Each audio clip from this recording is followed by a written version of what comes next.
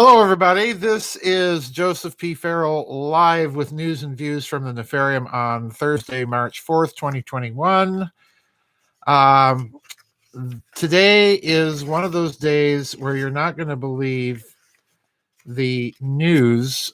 This is an article about Israel's COVID vaccine policy. Just wait till you hear this.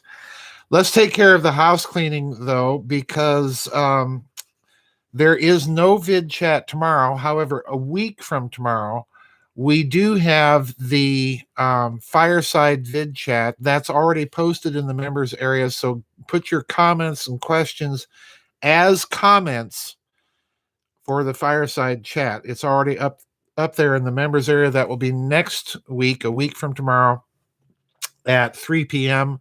U.S. Central Time. Remember, that's the short format vid chat. 3 hours long, no more, and a very short pre-chat prior to that. Then the regular vid chats will follow each week following. I haven't posted the schedule yet. I'll be doing that this weekend, but the vid chats for the rest of the month schedule will be up by this weekend. But the fireside vid chat's already posted. Remember, that's the one where you post your questions and comments directly in the comments section on that posting in the members area. All right.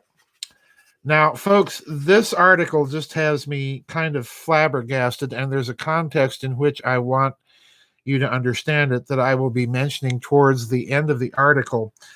The article, and I've posted the link for you, the article is titled "Death Rates Skyrocket in Israel Following Pfizer Experimental COVID Vaccines." And please remember, when I'm referring to these messenger RNA vaccines that they've been touting as a solution for COVID, I'm putting quotation marks around vaccine in that context.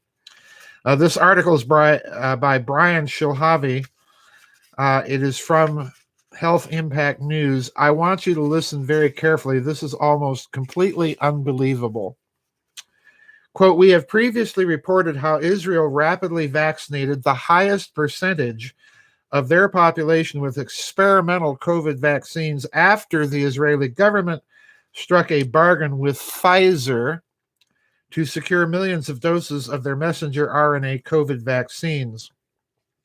Vera Sharaf wrote, "It is astonishing that the government of Israel trusted the health of the people to Pfizer by entering into a secret contract that enrolled the Israeli population to become research subjects without their knowledge or consent.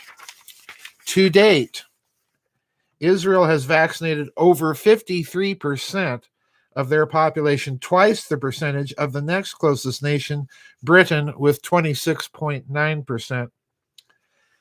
The official news published by the corporate media claiming that the vaccines have been effective in reducing rates of COVID in Israel has been scrutinized and examined by Marseille University Faculty of Medicine Emerging Infectious and Tropical Diseases Units Dr. Hervé Seligman and engineer Chaim Yativ, who published their results on a discussion forum website called Nakim.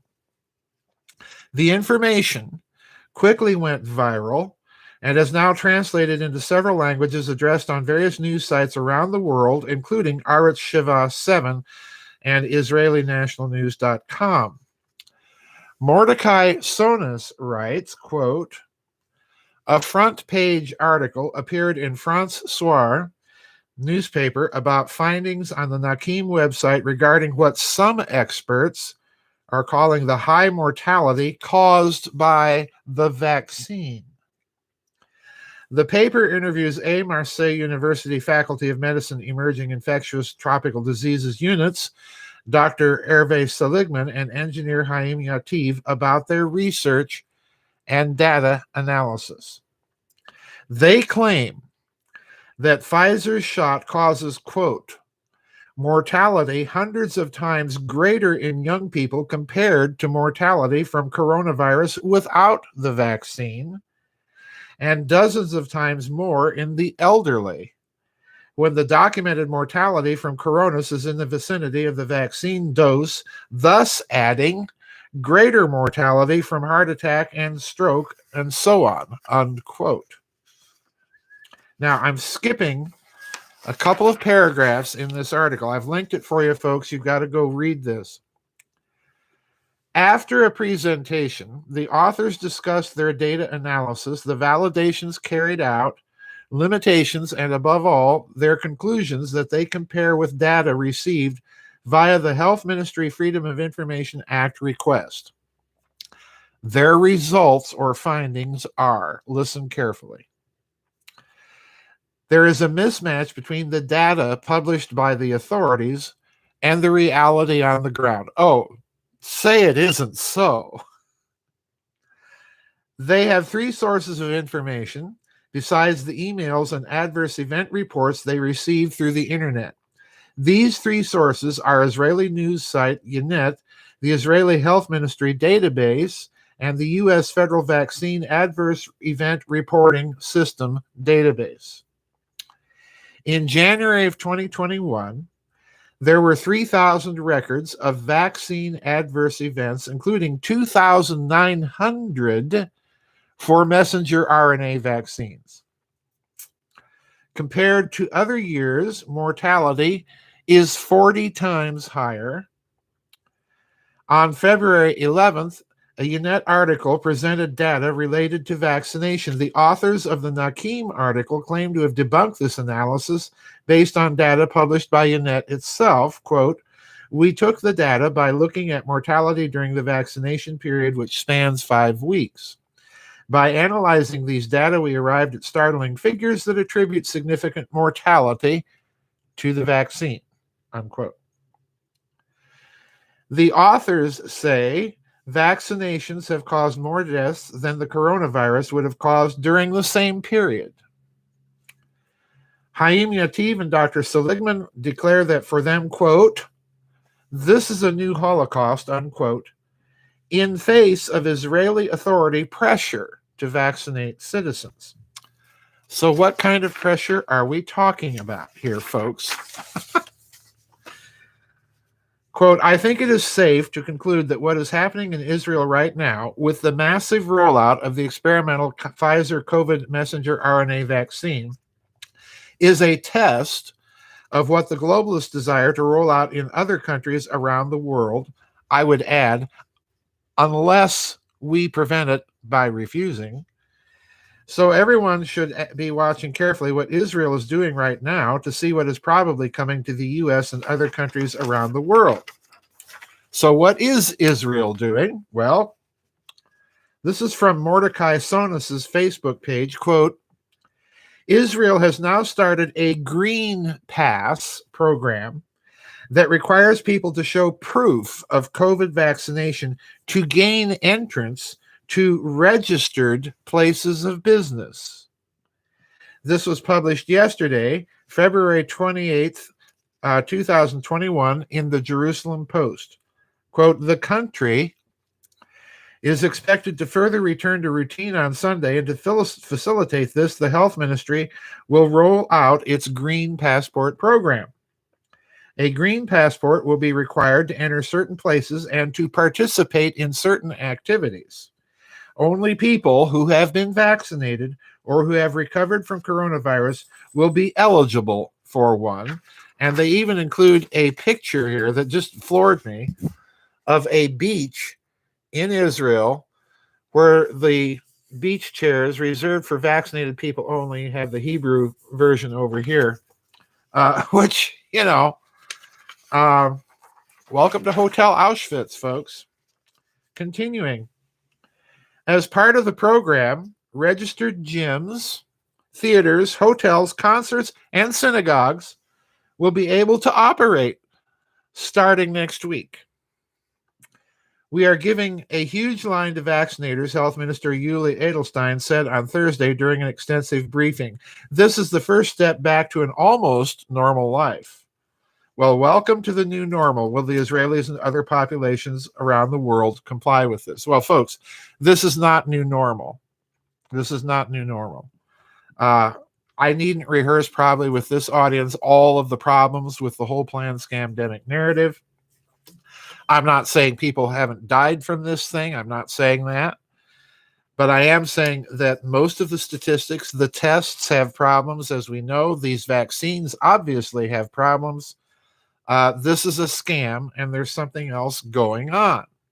So my question is, what else is going on? And I mentioned at the beginning of this news and views that there's a context in which I want people to at least consider this, because what they're trying to do is lock down the population and not permit movement nor transact business without their stamp of approval, which means submitting to getting the vaccine. And I say to hell with that. And you can grease the wheels and put it on skids and give it a nice push. There's a context here, and I blogged about this on the website. Some of you may recall Tuesday's blog. Pfizer, the company that struck this deal with the Israeli government, also tried to strike deals in South America, offering its vaccines to countries in return for those countries offering up as collateral against any potential indemnification suits brought against Pfizer, to offer up as collateral those countries' embassies and, get this, their military bases. Now, that is Pfizer doing this. So the question is, as I pointed out in the blog, what is a pharmaceutical company needing with embassies and military bases? Is this a play for some sort of corporate sovereignty? Are they agents acting for someone else with a lot of money to buy up that collateral should they ever need to? And I can give you one suggestion, at least in that respect, of a country with a lot of liquidity, that is to say, a lot of cash on hand to do that. Think someplace in the Orient. Pfizer is making a play here, and I wouldn't be surprised that it's not just Pfizer doing so. There are other muck pharmaceutical companies involved, and with these mRNA vaccines that might also be adopting similar policies. So the question is, why would a pharmacy company need that? Unless the agenda is literally to quite literally lock down the population and enforce these toxic vaccines on everybody. And to do that, you're going to need some sort of base from which to do so. So there's a lot going on here that has nothing, in my opinion, you may disagree with me, but it has nothing to do whatsoever with health or anything of the sort. It has to deal with power and control. That's what these people are all about, nothing more, nothing less.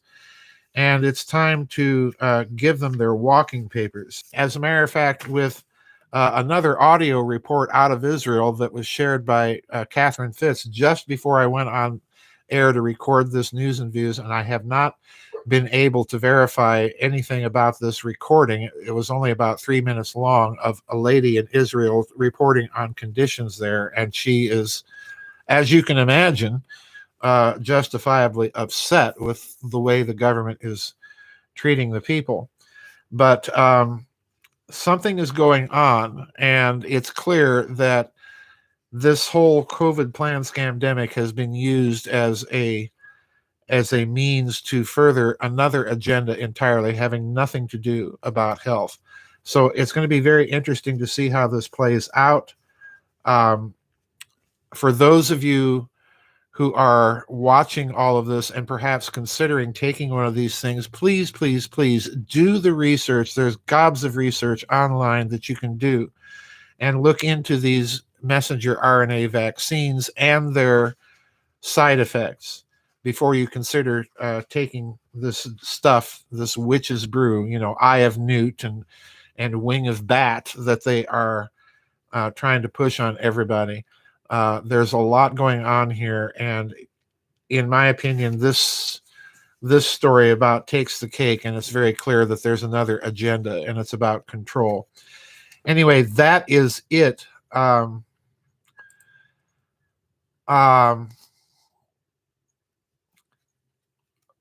Interesting comment here in the chat room. Someone says, just a thought, the birth certificate slavery is going down, so they are trying to get their slaves back by GMO product. Well, that too.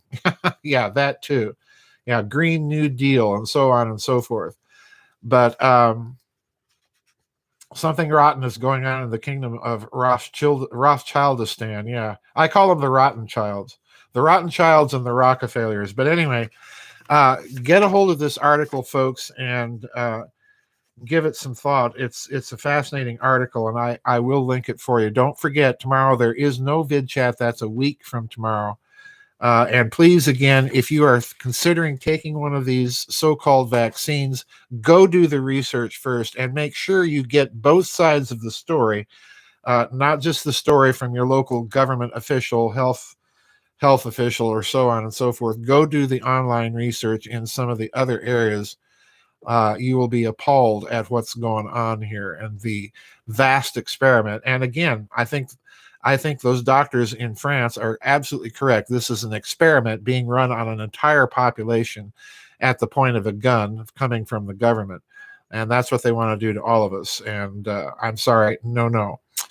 Anyway, that's it for today's news and views, guys. We'll see you next week on the flip side. Bye-bye and God bless.